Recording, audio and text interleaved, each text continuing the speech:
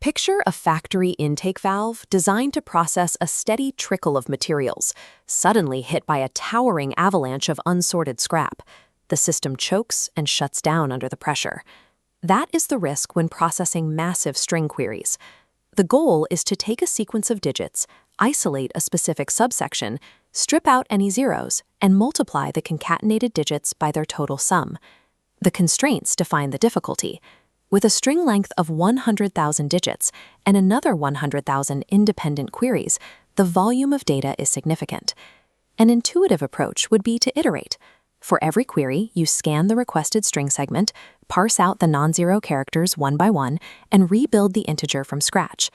At this scale, that intuition leads to a bottleneck. We need a way to answer these queries without scanning the string every single time. Scanning the string for every query results in a time complexity of big O of n times q. If every query covers the full length of the string, the workload grows quadratically. In the worst-case scenario, the CPU must execute 10 billion operations. This exceeds the typical 1-second execution limit allowed by most systems, triggering a time limit exceeded error.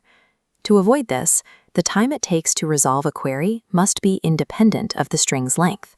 This requires state pre-computation.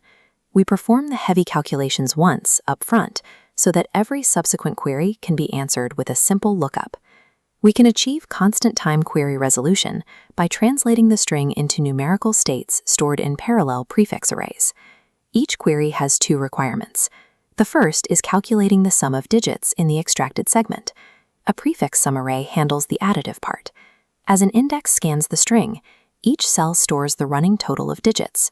To find any segment's sum, we simply subtract the range's start value from its end. While prefix sums handle addition easily, the concatenation of digits requires a different mathematical approach. We need to concatenate digits without using string manipulation, which is computationally expensive at this scale.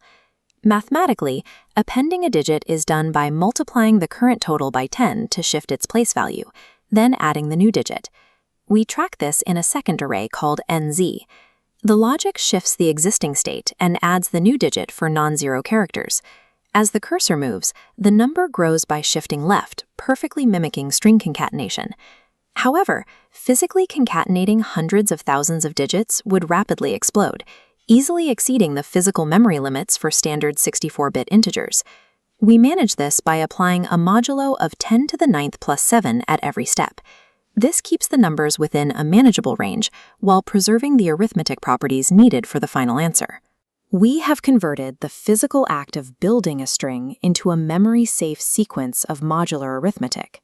If the algorithm encounters a 0, our current logic would still shift the place value, which would be incorrect since 0 should be ignored. Multiplying by 10 when we see a 0 incorrectly inflates the total and shifts place values. To fix this, conditional logic detects zeros, bypasses the shift, and simply carries the previous state forward unchanged. Since we skip zeros, we must track the exact number of base 10 shifts. We add a len array below NZ. It increments only for non-zero digits, providing a precise count of place value shifts. These three arrays, sum, concatenation, and length, now represent the full state of the data, allowing us to ignore the original string for all future queries. The final and most complex challenge is extracting an isolated middle segment from the pre-computed NZ array using only our stored mathematical values. Simple subtraction doesn't work here. The prefix at the left boundary and the total at the right boundary are at different place value positions. To remove the prefix, we must align its place value. We multiply the prefix by 10 raised to the power of following non-zero digits, shifting it left. Subtraction then cleanly isolates the middle digits. Since we are using a modulo, we add the modulo constant before the final operation to ensure the result remains positive. This method reduces the complex task of substring extraction to a few constant-time arithmetic operations. We can now resolve a query, like the range from index 4 to 6, using our pre-computed arrays. Instead of a loop, the system performs 3 instant lookups to get the segment sum, non-zero length, and shifted prefix. These values plug into the final formula, giving us the product of the concatenated number and its sum in a single step.